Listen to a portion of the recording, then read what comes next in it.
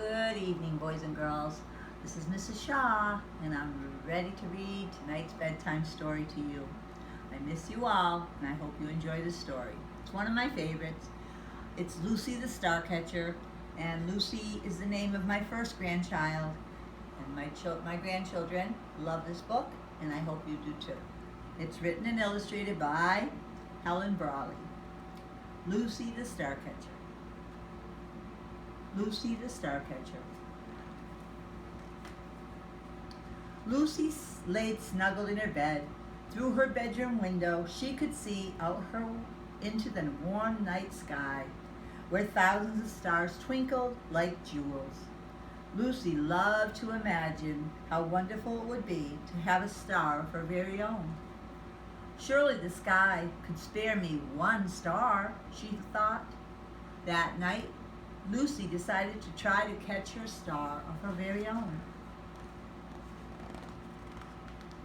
As soon as the sun had gone down, the very next evening, Lucy grabbed her butterfly net.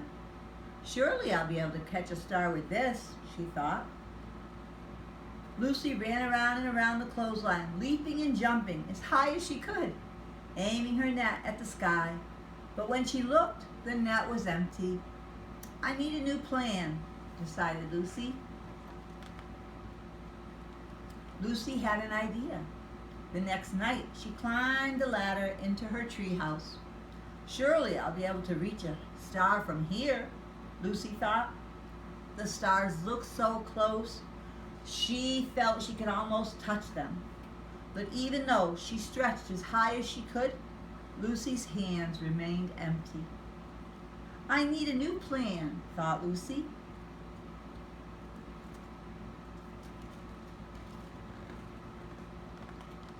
The following evening, Lucy found her fishing rod in the garage.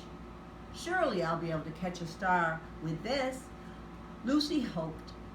She dug a little hole in the ground, perched her fishing pole in it, and carefully returned the soil to hold her fishing rod in place. The line and the hook swayed in the breeze. If a star falls in this direction, I'll catch it for sure, thought Lucy.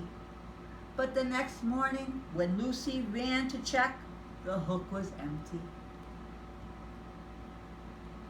She felt forlorn. That means sad.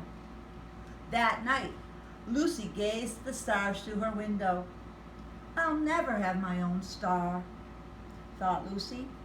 Just then, Lucy saw a shooting star.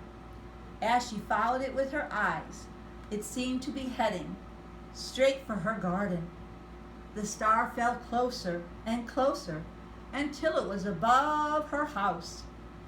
Then, to Lucy's amazement, the star splashed right into her fish pond. Lucy raced to the garden and arrived at the fish pond just in time to see her star dissolving into the water, twinkling brightly as it disappeared. But as the ripples ceased and the water became still, Lucy's eyes started to sparkle and a big smile spread across her face. She didn't need her own star after all. Shining the reflection of the fish pond were at least 100 stars. Just like our 100th day, which wasn't too long ago, boys and girls. The end. I hope you enjoy this story as much as I did. We miss you so much, and we hope to see you all soon. Stay safe, stay healthy, and sleep well. Good night.